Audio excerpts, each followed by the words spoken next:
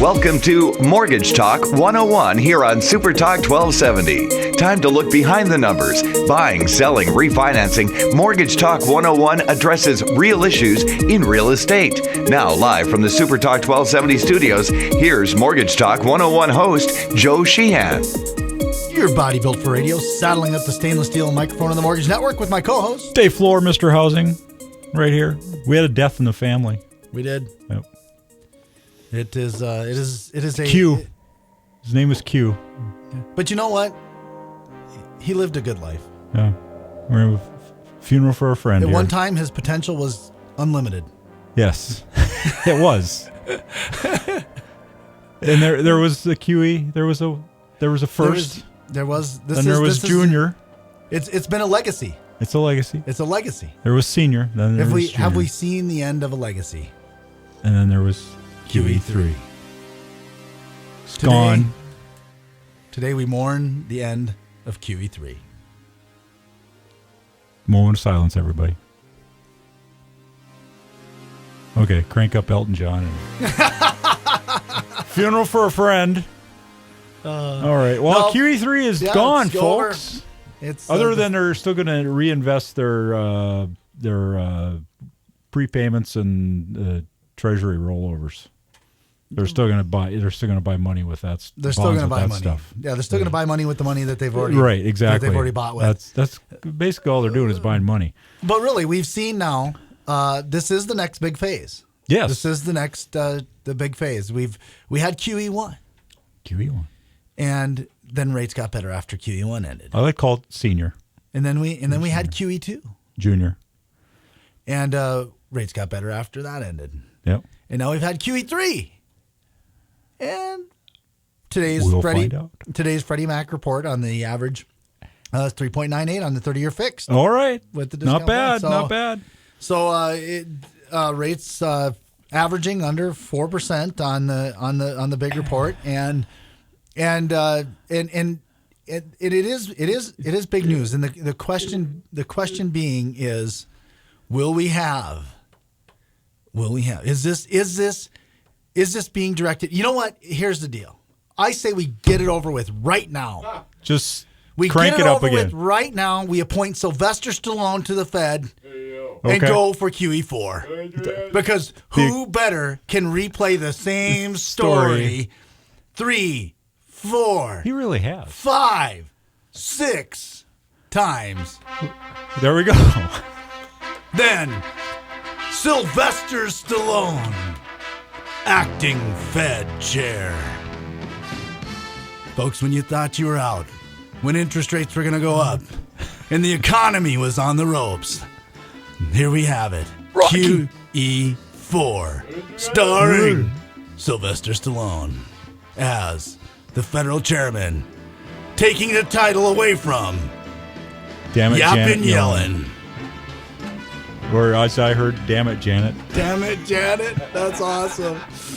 No, I mean, really, if we're going to go for QE4, let's put a master of the sequel in the seat. Yeah. Yeah, well, exactly. Well, you know, and that is he did how many Rockies?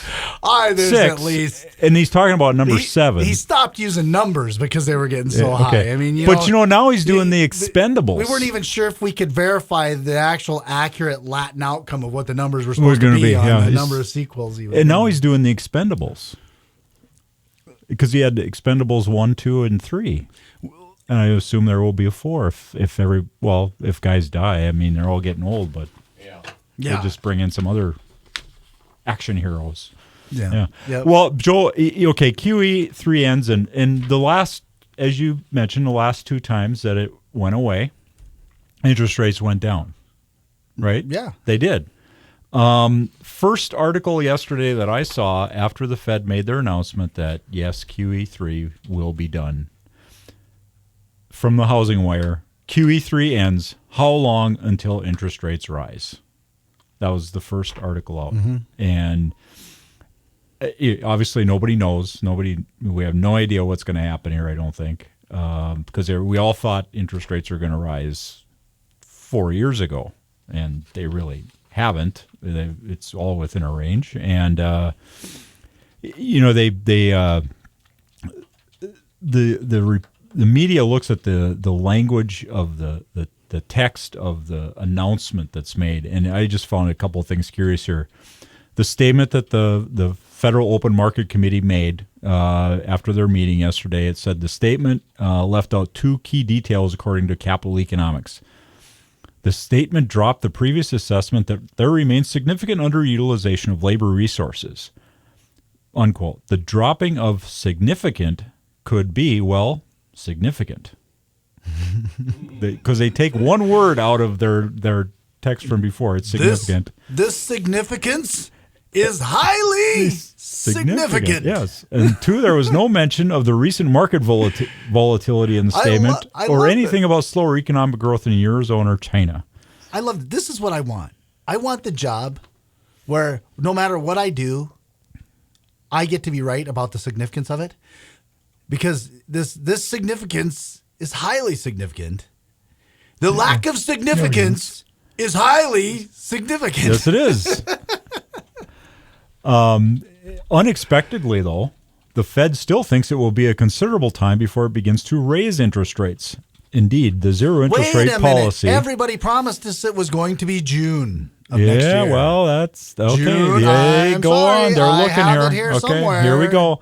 Okay, the zero interest rate policy remains in full force as it has been since its inception at the end of 2008. So now we are 6 years into that, okay, zero interest rate policy. But now, as Capital Economics goes on to say, we didn't expect that language to be dropped at this meeting given there is no scheduled press conference, but we wouldn't be surprised if it changed at the upcoming December meeting. Overall, we still believe that the Fed will begin to raise rates sooner than generally expected, with a March 2015 hike the most likely outcome. Okay, so they're saying March. Yep, they're saying March. Okay. Which will impact mortgage rates? Maybe not at all. Maybe not at all. Probably not. Yeah, folks, just remember that when we talk about the Fed raising interest rates and what the impact that'll have on mortgage rates, when we're talking about the 30-year fixed and the 15-year fixed mortgages, those are based on mortgage-backed securities, which is what we talk about usually in the first segment of the show. Yep. The Fed's rate is really a signal to the markets about what the economy is going to do. And when the Fed's raising interest rates, it's expecting inflation and it's expecting economic growth that could outpace, that could create higher inflation. Right. And so increasing the cost of money helps slow that down. Yes. And so that's when then mortgage rates can go up as a sympathy effect, because they're expecting to have to offer better yields to investors. Correct. To keep people buying mortgage bonds. But it's not a direct impact. No. So just because you hear the Fed might raise it, in fact, what has happened before is we go up, and we're already past the break here. What's happened before, and we'll explain this when we come back, interest rates have actually gone down sometimes after the Fed raised the interest rate. And we will do after the break, come back and we'll explain how a Fed raising an interest rate could cause mortgage rates to go down. And I've also got, who is the beneficiary of QE3? The real beneficiary. Let's talk about it after the break.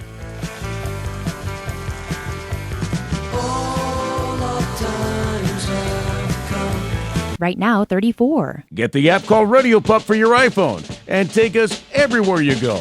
Bismarck and Mandan's own Super Talk 1270. Ding dong, the witch is dead. Witch on witch, the wicked witch. Ding dong, the wicked witch is dead. And we're back. That's how some people look at QE3. Yeah, absolutely. Some people look at QE3 as the witch is dead. A couple of representatives and senators definitely look at it that way, without question. And before we move into the bigger questions on QE3, let's go ahead and read the mortgage market guide update on it. Oh, okay, that's a good idea. Just so we've covered our bases today, talking about QE3 here, folks, and the end of the Fed buying federal or mortgage-backed securities and treasuries. And what will the impact of that be to the economy and interest rates in the future? And here we go. Mortgage market guide. The Fed meeting came and went, and QE officially ended as many expected. Now what? Well, to no surprise, U.S. dollar is higher. This is pressuring the euro lower, oil lower, stocks lower, and as a result, bonds a smidge higher. Basically, folks, no sign of inflation with the higher dollar, which means interest rates are in good shape. The Fed is still going to be very accommodative for a considerable time, as stated in the policy statement. Why? The country is still heavily leveraged and wage growth is anemic, and this means no inflation. In the absence of inflation, the Fed will sit on the sidelines a bit longer than many expect. Moreover, economic growth remains modest at best. Speaking of economic growth, this morning's advance or first reading of the third quarter GDP came in at 3.5% above the 3% expected mark, which, Dave, What? is great news, right? Maybe. However, A closer look at the details of the report I show that sense something significant coming. Yes, and it's the lack of significance that is so significant. Yes, okay. And the details of the report show weak manufacturing and consumer demand, so overall, far from great news. No. The Labor Department reported the weekly initial jobless claims rose by 3,000 to 287, and just above the 284K expected. The data had little impact on the markets. That's because they already know that ain't good. Oh, okay. And so now the Fed's training wheels are off and QE3 is gone. The markets no longer have a tailwind. And you're about to tell us about that, Dave. Yeah. And we'll now react more to economic and geopolitical news. What does that mean? Expect more volatility. So basically, folks, get ready. Where now what is going to happen is people are going to have to work in the markets like they would always work in the markets. They're not. There is really no net below the tightrope now. Versus before, they were trading with this idea that there was a net there with QE3, and so they could just. So you're going to have a lot of people that need to be trained because it's been 5 years, basically, that we've had QE in some form or another, and people have to get used to a new normal, as they say. And they're going to have to really evaluate the economy. Yeah. You're going to have traders really digging into what is the economy really. And that was where we left off. How is it possible that the Fed raising the interest rate could cause lower mortgage rates? And if we get into the first quarter, second quarter of next year, and we already explained in the last segment how the Fed's overnight discount rate does not directly impact mortgage rates, not the 30-year and the 15-year. But what will happen is if the Fed raises rates out of pressure to raise rates, and the economy is not ready for it, and the result of an interest rate increase causes economic slowdown because it reduces the liquidity of money for people to invest in what we have currently as economic growth, the result of that can be it could cause interest rates to go down, because when you have an economic slowdown, people favor mortgage-backed securities and treasuries. Yeah. Well, and we've seen it happen. I just read an article, or John Malden, which you and I both read. It was talking about the velocity of money. We're back to the velocity of money. Which is basically what you're saying here, is that money is not moving. If that money does not start moving through the economy, you're not going to have any growth. And you need that. And our dollar is so strong right now. That's going up. That's going to have a huge effect on things, and that's basically because Europe is hitting the tank. And the numbers behind the numbers on Europe is that they recently of some of their financial institutions, 125 went through stress tests, 25 failed. Yeah. So almost a quarter. Yep. Almost a quarter of their institutions are in trouble. And I have something here on that. And so the problem is if you have Italy in recession and you have the rest of Europe struggling, and now you have Europe's central banks who have been fighting QE measures all along, starting to embrace the idea of that. Yeah. And at the same time, 1 quarter of their main financial institutions are in trouble. Where do you turn to create the velocity of money to bail yourself out of that mess in Europe? Yeah. And nobody knows the answer, which impacts us folks because our largest export market is Europe. Yep. So I have something on this. Hard for us to grow economically without Europe being good. On the European situation, who is the beneficiary of QE3? This is where you were going at the end of the last segment. Biggest beneficiary of QE3. Okay. What they looked at is QE3. What this article is comes from Zero Hedge, Tyler Durden. He's looking at what was the real number of the QE3 in its generosity to foreign banks. And let's see, I find my spot here. Bottom line, QE3, small domestic banks such as your mom and pop regional bank, which is a lot of the ones in North Dakota here, anything but the too big to fail banks, they call it. Change in cash, zero. Okay, they didn't get anything out of QE3 really. Okay, large domestic banks, that would be J.P. Morgan Chase. It's London Whale Division, which got in all kinds of trouble for bad investments. So that guy lost like $6 billion or something like that. They used precisely this excess Fed cash to try to corner the IG market. I'm not sure what that is, and blow up in the process. They got those large banks like that got $600 billion in cash as a result of QE3. And the winner with over $700 billion in extra cash added thanks to QE3 is foreign banks, mostly insolvent European banks.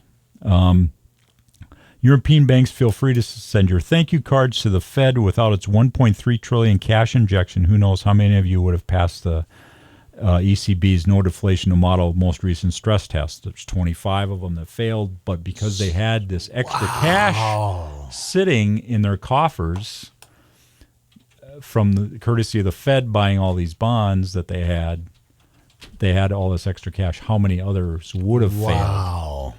So kind of interesting. So what we're saying is 25 of 125 not passing stress test bad enough. Yep. Maybe should really be worse. Could be worse. And so what's the stress test going to look like? Okay. What is their real situation with the Fed not buying now? Yeah, it'll be interesting to find out. Elliot Eisenberg, our friend at GraphsandLaughs.net, addressed this yesterday in his blog. He said the European Central Bank stress test of the largest Eurozone banks found that 25 of 150 failed. Hardly inspiring. Moreover, there's no indication that any of these banks will soon boost lending. That said, if these results raise confidence enough to begin to pave the way for a single Eurozone banking union where banks are judged on their balance sheets and not that of their governments, it will have been worthwhile. So Elliot sees a silver lining in this. He always does. If they go under a single Eurozone banking union instead of being the separate that they are. So basically it's like they have to become United States of Europe like we are and have a central bank like the Fed, and they may be worthwhile. I thought they did. They don't? The European Union doesn't have a central bank? No. They're all separate. Nope, they are all separate, trying to operate under one currency. That's right. It's one currency. Yeah. That's the confusion. And that causes problems. That is the confusion. Is that they have a unified currency, but they all have their own central banks. Yeah. Yeah, so that's what you hear about. Mario Draghi is from Italy, right? Right. And then the German bank and the Bund bank and all that. So they're all separate. So Elliot sees the silver lining is if that happens where they all join together under one bank, central bank, that will have been worthwhile here. But that remains to be seen if that will happen, obviously.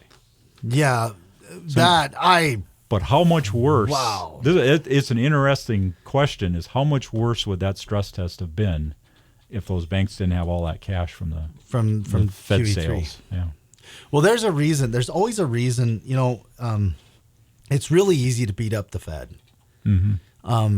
It's one of those things where, just like anybody in those kinds of positions, it's very easy to look at, agree or disagree with them based on the simple action that they're doing at the time.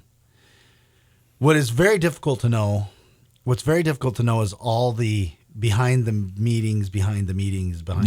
Yeah. And don't think for a second that probably at some point there wasn't a meeting between the Fed chair and the European banks who were saying, and so when the Fed comes out and the Fed comes out and gives a report on why it's doing what it's doing, how it's doing it. And it says, well, it's going to do this because it's to control inflation or to promote inflation or whatever for economic growth, and it's going to give a statement about policy that believes the government needs to do in relationship to developing economic policy. But they're not going to say, what I really need to do is I need to save about 25 banks in Europe. Yeah. That without European economy will falter and dramatically impact our exports and force us into another recession. Mm-hmm. He's not going to say that because the only thing that will hit the headline, Fed vows to save 25 European banks. Yeah.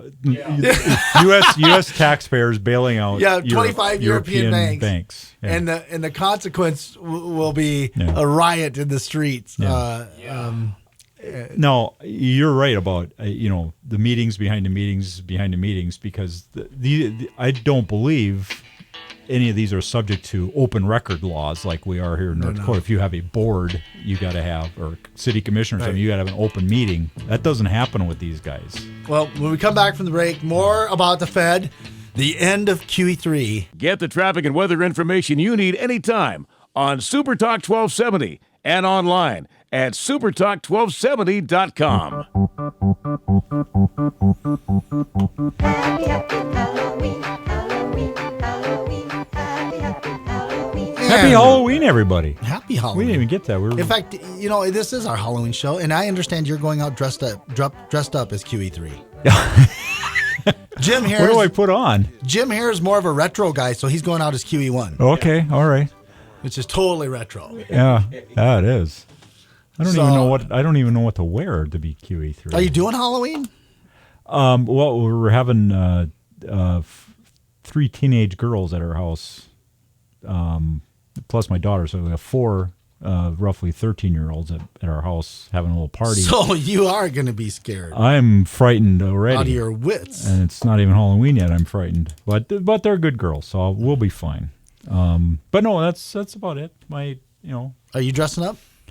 Are they dressing up? Actually, you they're know what I'm going to do? But I guess I don't know if they're. You know what I'm going to do tomorrow? We have a little thing United Way at work over at work the next 2 weeks, and we're raising money for United Way. It's our campaign thing. So tomorrow is, of course, put on your costume, and then you get put in the drawing for a prize at the end of the campaign. But I think I'm going to go. I had a joke with a couple of people in the office that in the summer I would wear Hawaiian shirts on Friday, so it was Hawaiian Shirt Friday, and then in the winter I'd wear plaid shirts. It was Lumberjack Friday. So I think tomorrow I'm going to put my plaid shirt on. It's going to be Lumberjack Friday, and then underneath I'm going to have like a superhero shirt. There you go. And I can just burst the plaid shirt open. Yeah. It's Lumberjack Man. I think Something you like should that. wear the plaid shirt and carry around a roll of paper towels. There you go. Exactly. Well, when you do the Hawaiian shirt thing, you have to call it Hawaiian Shirt Gonzo Friday in honor of Hunter Thompson. Oh, there you go. Yeah. Okay, I'll remember that Hawaiian for next Shirt summer. Gonzo Friday. I'm not wearing a Hawaiian shirt tomorrow. I don't blame you. Too cold. Okay. But you're a lumberjack. What are you doing, Joe? Are you? I am doing dressing up. I am dressing up as Cullen Bohannon, the lead character in Hell on Wheels. Oh, okay. All right. Well, so basically you don't have to change anything. Well, I did have to find a hat. Okay, you got to have a hat on. I did have to All find a right. hat Okay. and a vest and Okay. some Western So wear. is that why you got the beard and the little longer hair just for this I did. role tomorrow? I have been growing my hair all along just so I could dress as Cullen Bohannon. Wow. Okay. For Halloween. How No, about- actually, that's not why. Okay. But that's why I grow the beard out. Okay. Because I normally shave, or I might have like a Fu Manchu or whatever. But I let the beard grow. Okay. Just For for this the costume. Role. Man, what you're Which, like? you You're know- like Robert De Niro here. For Raging Bull. Took me all of 3 weeks. I mean, it's not Yeah, like but it's a big you know, like Raging Bull, he was a little tiny guy, and then he gained 60 pounds to play Jake LaMotta. You're like a Robert. Yeah, and De then he Niro. goes and he lives like Jake down in Queens, and all that Oh, stuff. yeah. And that created some problems when I actually went and tried to run some of the trains around here. Yeah. That didn't go work. over good That at didn't work. all. Yeah, okay. Not a good idea. How about you, Jim? I'm just trying to get into character. Build me didn't- some track, guys. They found no. And they did not like it. Jim, what are you doing I'm anything? going as a serial killer because they look like everybody else. Again, There you don't we have go. to change a thing, right? Okay. There we all go. right, Perfect. Okay. Awesome. Okay. All right. Yeah, no. Well- So I'll you got the kids, and then. Yeah. And So then, what are your girls going as? a genie, A genie? and then the other one has changed like 6 times. No. Yeah. Okay. It's kind of one of those things where you didn't even know how to plan for how her costume was going to be because it changed so much before it finalized. Yeah. This is your final order. Angel. Okay. All An right. angel. Which you would Well- think wouldn't have to be her costume, would it? Yeah, no. I don't know her well enough. I would say yes, of course. She doesn't have to change a thing. Didn't have to change a thing. Yeah. Okay. Well, my daughter and one friend, they're 2 crayons. One's yellow and that's one's green. great. And then the other 2 friends are 2 characters from Frozen, Elsa and whoever the other girl is. Yeah. And then we have two little Yorkie dogs. My wife and my daughter found crayon outfits for them. So the girls are taking them trick-or-treating with them dressed up as crayon dogs. Funny. So it could be interesting. That's awesome. Yeah. That's great. Yeah. So, but who's the carton? Maybe that'll be me. That'll be you. Maybe, I don't know. My daughter's I'll be torn apart and bent up and all that. Since we've digressed, let's completely digress. Okay, sure. To Frozen. So my daughter is writing a comedy act the other day. She's 11. And so she's writing a comedy act and she says, I wrote a joke about Frozen because, remember last year when we were at the talent show and everybody was singing Let It Go from Frozen? Okay. And so 15, 20 people, and it was our favorite song in the whole wide world last year. Well, we let that go. She is a funny. Not bad. I was like, not bad. You got your girls are pretty interesting. Not bad. I saw them. They were on TV once. They're in the paper. And they're in the paper, and they just look like they're fun kids. I don't know how that all happens either. Yeah, interesting. I'm gonna have to talk to their agent because I haven't seen anything for that. That's good. Yeah. I haven't seen. Yeah, Sydney did that interview with about Kat Perkins, and she did a great job. Yeah. But stars in the making. Yeah, and like I said, I'm talking to their agent because I haven't seen a dime. Yeah, darn it. You're not the agent. Obviously. Yeah. All right. Well, this is Mortgage Talk 101, right? Something like that. Okay. All right. Anyway, so what do we got? So we were finishing up about the European banks and how the meetings behind the meetings, the lack of significant being highly significant, and that there's no way the Fed can come out and report and say, listen, folks, I have to do it to save. I really have to save 25 European banks. Yeah. You know what I would. that just went over because it just you can just hear what's the guy's name from Texas? Oh, Henserling. The senator. Yeah. Senator. Jeb Henserling, I think. No, it was the other one though. Oh, he's going to run for president. Ted Cruz. Oh, Ted Cruz. Ted Cruz is going to be on that, white on rice, flies on a dung pile. Yeah. Boom, our Fed's saving other European banks, and you know what? It is a good soundbite, and it does. You totally get it from an average person's perspective when it's like, how can't there be better ways to spend our money? And it's just so hard to understand what the Fed really does. Mm-hmm.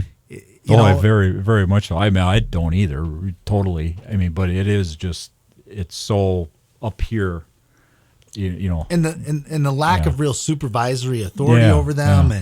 And so what happens is the Fed, and folks, just as we understand it, and if you're an economist or you have a background in this, you want to call in and correct us at 663-1270. Yeah. And Dave will agree or disagree here. But what we understand the Fed's role to really be is that it's this independent manager of our currency. Yeah. And so what the goal of the Federal Reserve as a body is to really protect the currency at all costs.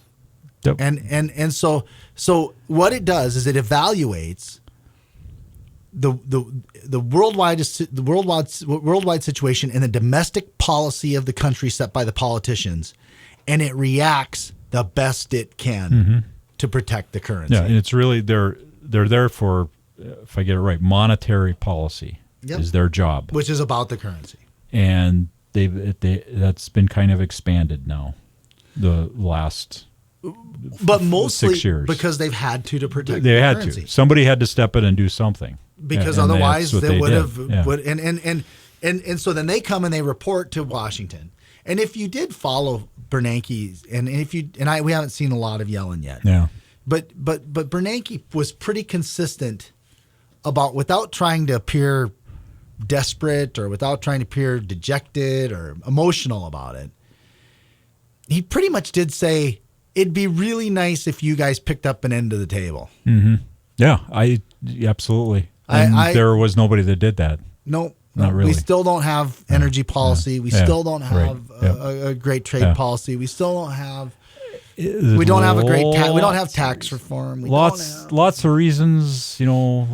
people are worried about getting reelected, I guess, and I don't know. It's interesting. What'll be very interesting if we're really done with QE, it's done for good. We never see it again. Is 10 years from now or 20 years from now, when somebody looks back and says, was this successful or not? Was it the right thing to do? What was the long-term effect of it? That'll be what's interesting. I hope I'm still here to get that perspective. Yeah. Okay. We're going out on the break. One more, and we got a question about cash out refis. Michael Jackson. It's a thriller. It's a thriller. Hee-hee. Right now, 34. You're never more than a few minutes from a weather update here on Super Talk 1270.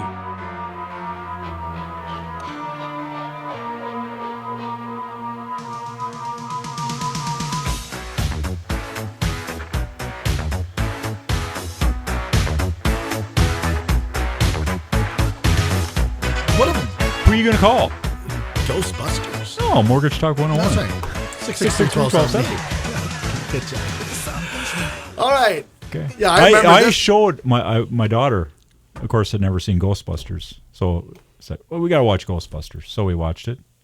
She said, boy, Dad, that was a cheesy movie. Yeah, and it's so funny how you can look back on those movies, and you can have a movie like that, like another one would be Stripes with Bill Murray in it. Yeah. And now those actors are acclaimed actors. Yeah. Like Bill Murray. Bill Murray. Who would have ever imagined? He's got one out now. Caddyshack. Yeah. Who could imagine seeing Bill Murray in Caddyshack and thinking this is going to be one of the great actors of all time? And they say he's got a new one out now, St. Vincent, that they said he could very well get nominated for an Oscar. Sigourney Weaver. Yeah. Was in that movie. Yeah. That was just incredible. I mean, just incredible talent. And sometimes these movies you look back on and go, "Oh my gosh, that's where they got their start." That's from Saturday Night Live to Caddyshack, there is no way you ever would have dreamed that Bill Murray would be this great actor. This guy's just stupid. One of my favorite. He's funny, stupid, but he's one stupid. of my favorite movies of his is Groundhog Day. Yeah, I just like that movie. Yeah. I like what's about that movie. Yeah, and if you were to guess the co-stars he's with in those movies and who's going to be the big deal 20 years afterwards, you would not pick him. No, probably not. No. Yeah. So it's just it's one of those things where he's had an incredible career. I mean, well, Caddyshack. I mean, he was kind of held up. Rodney Dangerfield, Ted Knight. That's some pretty good stuff there. Yeah. Yep. Who's other actors? That are Chevy like that? Chase. Yeah. Other actors that are like that. Kevin Costner in Blazing Saddles. Wasn't it Blazing Saddles? No, was it? No, Kevin Costner wasn't in Blazing Saddles. He would have been way too young. I don't think so. He would have been a youngster. Yeah, I think he was. Oh, okay. I think he was the younger brother in that movie, wasn't he? Oh, okay. Does anybody know? I don't know. Jim, that sounds like something you'd know. I got to watch Blazing Saddles again. Ask me again. Kevin Costner? Kevin Costner in Blazing Saddles? No. Okay. He wasn't. Gene Wilder was the sidekick in Blazing Saddles. Okay. Cleavon Little was the lead. Who else was in it? The football player, Alex Karras. He was Mongo. That's right. Yeah. I got the movie. Mongo just I gotta watch that. Game of Life. What's the movie I'm thinking of, though? Young Frankenstein. No, that Kevin Costner was in. Well, he was. It was a comedic. It was a western. Oh, I don't know. Oh, Dances with Wolves. No, that's his big movie. He was dead. He was in the coffin in The Big Chill. Yeah. Was he? He was the Yeah, dead Well, guy. you didn't see his he was career the dead going friend. anywhere from there, did he was you? the dead friend. He was. Yeah. And that's in what Field I of remember. Dreams, his father was dead. Yeah. Let's see. I know a Silverado. Silverado was in Silverado, that. that's the He was in movie. That's that my one. father's Yeah. favorite movie. That was a good one. It is a It good wasn't one. Blazing Saddles. Yeah. I was thinking of Silver. I'm sorry, it's Silverado. You have a mortgage question, though. Yeah. Okay. So We cash should out. get back on cash it. out. Cash out refund. refund. Kevin Costner's house. Yes. Yeah. Kevin Costner. Kevin Yeah, Costner would you like wants to a cash out refinance that refund. one? Yeah. That'd be a nice little commission. So the question came up. Joe, trying to get cash out of my house for home equity or for home improvements. Lender is saying that we can only go to 80% loan to value. Is that true? Is that the highest a lender can go? Yeah, what Okay. are they doing these days? Well, Technically, no, that's not true. Yeah. But it depends on what you qualify for. So in terms of answering this person's question, Can't answer it specifically. I can't answer specifically to this person because it does depend on what you qualify for and what you're using it Yeah. for. If you go in and do a straight up 30-year fixed cash out refi to get money out of your house, the max loan to value on that's 85%. Mm-hmm. However, you got to have a private mortgage insurance company that's going to insure that additional 5%. Yep. Okay. And so it could be that the bank that this person's working with, if they're doing conventional, doesn't have a private mortgage insurance company that will cover the additional 5%. And for a while, there weren't any private mortgage insurance. There weren't any. They wouldn't insure cash out refinances at all. And so a lot of banks maybe set a policy that said, hey, we're going to go up to 80 because that's where we don't need private mortgage insurance, and we're going to be done. Yeah. And so, but Fannie and Freddie will allow you to go up to 85%. Now, FHA will allow you to go up to 85%. Now, funny thing about it was FHA used to allow you to go up to 97.7. Yeah. I believe. I think it was 96.5 or 97.75, I think. Yeah. They basically would let you go all the way up to the limit. They are at 85. Yeah. Now, USDA does not allow cash out refinances. You can do rate and term refinances with those. So if you had a USDA loan and you wanted to do a cash out refinance, you'd lose the USDA loan and you'd wind up with either a conventional or an FHA loan. Yep. Unless the one caveat to cash out refinance loans, and we're talking about first mortgages here. There's another caveat we got to get to. But the last one is VA loans. Now, VA loans, you can go up to 100% of the house's value. So if you had a $200,000 house and you owed $100 on it, and you got an appraisal for $150, you could get an additional $50,000 out of your house for home improvements. VA that's a really incredible deal. Yeah. Well. So, and you could get it not just for home improvements, but whatever you want. Yeah.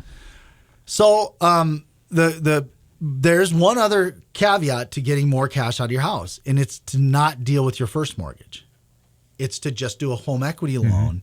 And people go, well, I don't want a home equity loan. I want a second mortgage. No, they're all the same. Yeah. A home equity loan is a second mortgage, is a home improvement loan, it's just a different name for the same thing. But a home equity loan or a second mortgage, many banks will go up to 90%. Combined value. Combined LTV. So let's say you have a $100,000 house and you have $80,000 first mortgage on it. The bank will come in and do a $10,000 second mortgage, which means you owe a total of $90 against your $100. Yeah. So whatever the difference is, some banks will go all the way up to 90%. Okay. Then I have a question along that line. Okay. Doing home improvements. Okay. Now we know, depending upon what you're doing, that could definitely, you get an estimate. Here's what it's going to be. You start tearing stuff apart. Oh, it's going to cost a little bit more.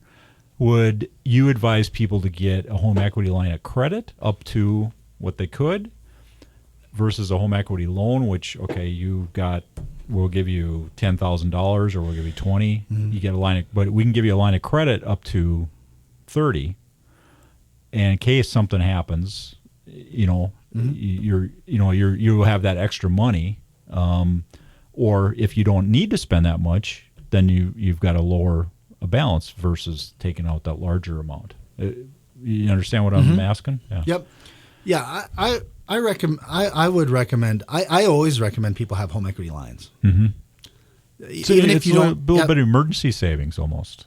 Even if you don't have anything you need right now, having an available home equity line, I think, is just a good idea. Yeah. Because if you do have something sewer blowed up, because before, and it was really important to have those kind of things before they had these huge credit card limits. But you can just get better terms on the payment. It's much more manageable. Yeah. And, your credit card interest rate, unless you start flipping cards through and taking advantage of special offers, is going to be 10% or whatever you might have versus a home equity line of credit at What's the rates on those today? Anywhere between 3.5 to 7, depending on your credit and depending on the loan to value. Yeah, much better. So I agree. I totally am for home equity lines credit. Now, in the event though that you're testing your debt situation or your ability to pay it off, doing the home equity loan so that you're building your equity back. If you've spent as much money as you're going to spend and it's the most you can spend for it anyway. Yeah. Getting it into a loan so that you're getting it paid off in 10 years or 15 years is a good idea. Yeah. Okay. But that's then that becomes a different goal. Yeah. Now, if it's home improvements, another thing you can do, folks, get the bank to do a line of credit that they advance, kind of like a construction loan. Yeah. Where you have the house appraised for what your house would be worth after the repairs and the improvements are done. Right. And then the bank gives you money and monitors the money till all the repairs are done. And once all the repairs are done, now what you do is based on the new appraised value of having all the repairs done, you refinance the house all in one big first mortgage again and pay off all the repairs and everything on the new appraised value. Yeah. There's ways to do that. So just different ways to look into it. There's options. Yep. Definitely, and you need to ask. Yeah. So is it some banks are going to limit you at 80%? Is that the only option? No. Talk to somebody else and see. Could your credit, your situation limit you to that? Sure. Yep. It could. Yeah. But don't just think about a loan or line of credit. Just ask for all the options and then go from there. And find out what's best for you. Yeah. All right. Happy Halloween, everybody. Thank you for tuning in to Mortgage Talk 101. We will talk to you next week here on the radio.